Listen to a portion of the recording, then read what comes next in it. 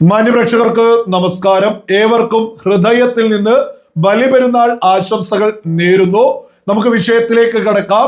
ED റെയ്ഡുമായി ബന്ധപ്പെട്ട് നമ്മുടെ ആഭ്യന്തരമന്ത്രി രമേശ് ചെന്നിത്തലയുടെ പരാതി നിങ്ങൾ കേട്ടോ? ഇഡി മുൻ മുഖ്യമന്ത്രി പിണറായി വിജയന്റെ വീട് റെയ്ഡ് ചെയ്യുന്നെന്നോ വിശദമായ പരിശോധനകൾ വിവിധ കേന്ദ്രങ്ങളിൽ നടത്തുന്നുവെന്നോ ഒരു വിവരവും കേരള പോലീസിന് ഉണ്ടായിരുന്നില്ല.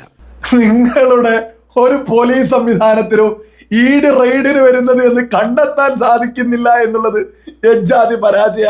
ഒരു കാര്യം രമേശ് ചെന്നിത്തലയും കൂട്ടരും അത് കൃത്യമായിട്ട് തിരിച്ചറിഞ്ഞോളൂ. രാജ്യത്തെ അന്വേഷണ ഏജൻസി കേരളത്തിൽ എവിടേക്കും ഒരു ഈച്ച പോലും അറിയാതെ എത്തുമെന്നുള്ളതിന്റെ ഏറ്റവും വലിയ തെളിവല്ലേ നമ്മുടെ മുൻ മുഖ്യമന്ത്രി നിലവിലെ പ്രതിപക്ഷ നേതാവിന്റെ വീട് തന്നെ നമ്മുടെ രാജ്യത്തെ അന്വേഷണ ഏജൻസി അങ്ങ് വളഞ്ഞത്. നമ്മുടെ ആഭ്യന്തരം, നമ്മുടെ പോലീസ് സംവിധാനങ്ങളൊന്നും അറിഞ്ഞിട്ട് പോലില്ല. അല്ല, ഇഡി എന്താ രമേശ് ചെന്നിത്തലയെ വിളിച്ചിട്ട് നിങ്ങൾ നല്ല കട്ടൻ ചായയും ചുവന്ന ലഡുവും പിണറായി വിജയനോട് എടുത്തു വെക്കാൻ പറയോ, ഞങ്ങൾ അങ്ങോട്ടേക്ക് ഒരു റെയ്ഡിന് വരുന്നു എന്നാണോ ആഭ്യന്തര മന്ത്രാലയത്തെ ഈ പറയുന്ന ആഭ്യന്തരമന്ത്രി കൂട്ടരേക്ക് ഈ പറയുന്ന ഇഡി വിളിച്ചറിയിക്കേണ്ടത്?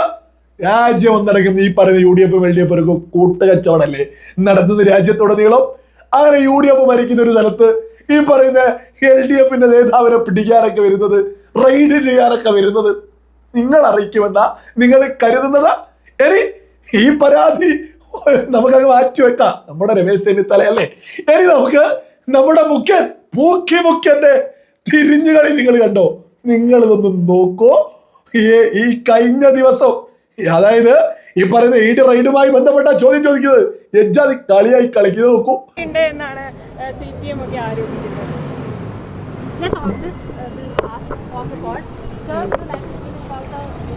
ഞാനിതെടുത്ത് വെക്കാനുള്ള ഒരു പ്രധാനപ്പെട്ട കാരണം ഈ കഴിഞ്ഞ ദിവസമാണ് VD സതീശൻ വലിയൊരു തള്ളങ്ങ് തള്ളിയത്.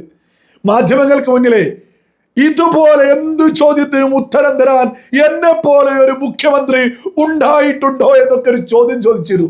ആ ചോദ്യം ചോദിച്ചിട്ട് നാവുള്ളിലേക്ക് വെക്കാൻ ഒരു സമയം കിട്ടിയിട്ടില്ല. മാധ്യമങ്ങൾ ഈ ഇഡി റെയ്ഡുമായി ബന്ധപ്പെട്ട് ചോദ്യം ചോദിച്ചിട്ട് തിരിഞ്ഞു കളിക്കുക. അതീശന്റെ സ്ഥിരം ശൈലി പൂക്കിത്തരണ്ടല്ലോ, ആ പൂക്കിത്തരത്തിൽ ചുറ്റി കളിക്കുക. ഒരു ഉത്തരം പറയാൻ പോലും കേരളത്തിന്റെ മുഖ്യന് സാധിക്കുന്നില്ല. എങ്ങനെ പറയാനാ? ആര് പറഞ്ഞിട്ടാ കേരളത്തിൽ ഈ റെയ്ഡ് നടക്കുന്നത്?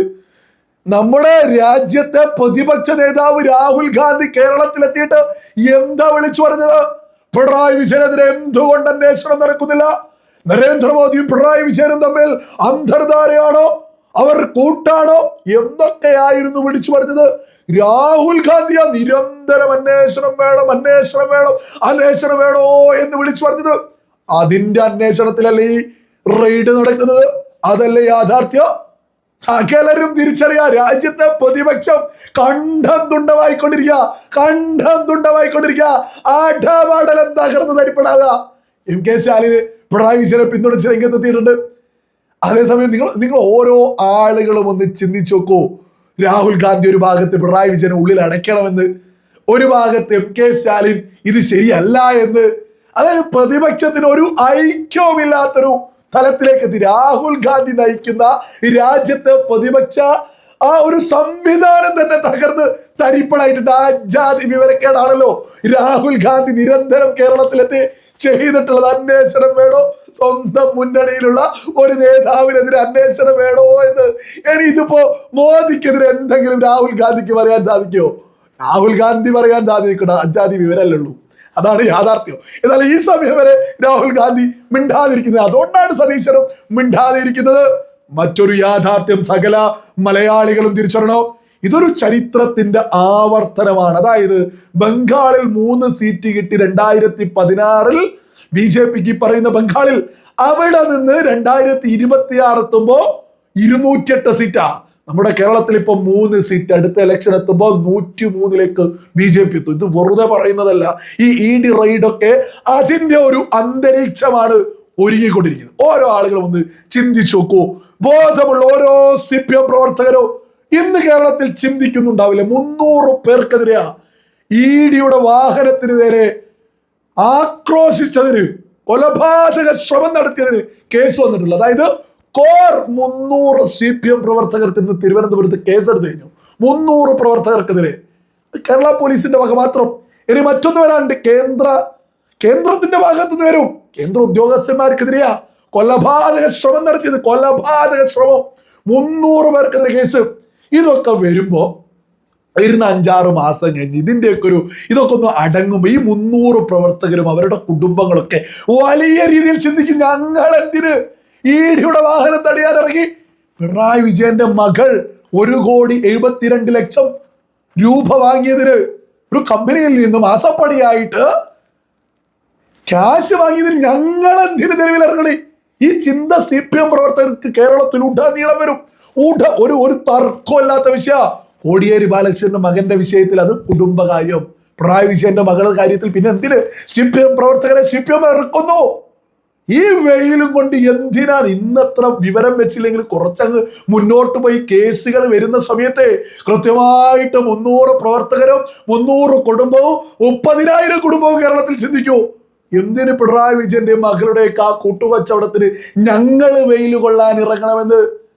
ഇത് ഇവിടെയുള്ള മലയാളികൾ ഒന്നടങ്കം ചിന്തിക്കോ? പിന്നെ പറയുന്നത് UDFിലേക്ക് ഏതെങ്കിലും ആർക്കെങ്കിലും പോകാൻ സാധിക്കൂ? രാഹുൽ ഗാന്ധി തന്നെ ഒപ്പം കൂട്ടിയ പിണറായി വിജയനെ ചവിട്ടിക്കൂട്ടിയിരിക്കുന്നതിന് തുല്യല്ലേ ഈ പറയുന്ന റെയ്ഡ് വേണോ എന്ന് ആവശ്യപ്പെട്ടത് തന്നെ രാഹുൽ ഗാന്ധി. ഇവിടെ നീതി ആർക്കൊപ്പമാണ്? നീതിക്ക് വേണ്ടി ശബ്ദിക്കുന്നത് ആരാണ്? അത് കൃത്യമായിട്ട് കേരള ജനത തിരിച്ചറിഞ്ഞ് BJPക്കൊപ്പം നിൽക്കും. തർക്കമില്ലാത്ത ഇത് തന്നെയല്ലേ ബംഗാളിൽ സന്ദേശ് ഗാലിയിൽ ഷെയ്ഖ് ഷാജഹാൻ ചെയ്ത നെറികേട് സകല ആളുകളും തിരിച്ചറിയോ? ഷെയ്ഖ് ഷാജഹാൻ എന്ന നെറികെട്ടവൻ മമതാ ബാനർജിയുടെ വലങ്കൈ സന്ദേശ് ഗാലിയിൽ സ്ത്രീകൾക്കെതിരെ ക്രൂര പീഡനങ്ങൾ നടത്തി. ഇതൊക്കെയായി ബന്ധപ്പെട്ട് ഷെയ്ഖ് ഷാജഹാനെതിരെ പരാതികളുമായിട്ട് ആളുകൾ രംഗത്തെത്തി. പല പരാതികൾ വന്നു. ED റെയ്ഡ് എത്തി. ED വാഹനത്തെ ഈ പറയുന്ന ഷെയ്ഖ് ഷാജഹാന്റെ ഗുണ്ടകൾ ആക്രമിച്ചതേ ഓർമ്മയുള്ളൂ. ഷെയ്ഖ് ഷാജഹാനും കൂട്ടരും ഇന്നും ജയിലിലാണ്.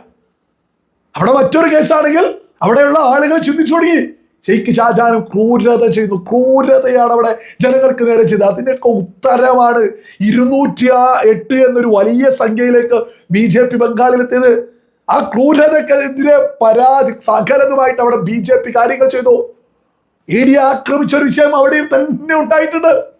ഇന്ന് കേരളത്തിൽ എന്താ അവസ്ഥ? ED ആക്രമിക്കുക. ഈ ആക്രമിച്ച ആളുകൾ പോലും ഇനി ചിന്തിക്കും രാഷ്ട്രീയപരമായിട്ട്, എന്തിന് പിണറായി വിജയനും മകൾക്കൊക്കെ വേണ്ടിയിട്ട് ഞങ്ങൾ തെരുവിലിറങ്ങുന്നത്?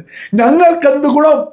സ്വാഭാവികമായിട്ടും ആളുകൾ മാറി ചിന്തിക്കും. കേരളത്തില് BJPക്ക് അനുകൂലമായിട്ടുള്ള വലിയൊരു അന്തരീക്ഷ.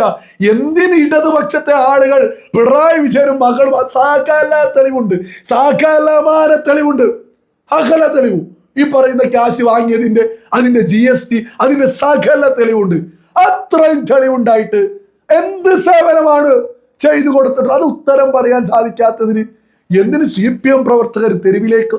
ഇതൊക്കെ CPMകാർ CPM എന്നൊക്കെ വലിയ കൊഴിഞ്ഞുപോക്കുണ്ടാവും. അത് നേരെ BJPയിലേക്കാണ് എത്തുക എന്നുള്ളതൊന്നും ഒരു തർക്കമില്ലാത്ത വിഷയം. ഒരു തർക്കവും വേണ്ട. കേരളത്തിൽ BJP വളരെ പെട്ടെന്ന് തന്നെ അധികാരത്തിലേക്ക് എത്തുമെന്ന് ഒരാൾക്കും ഒരു തർക്കവും വേണ്ട.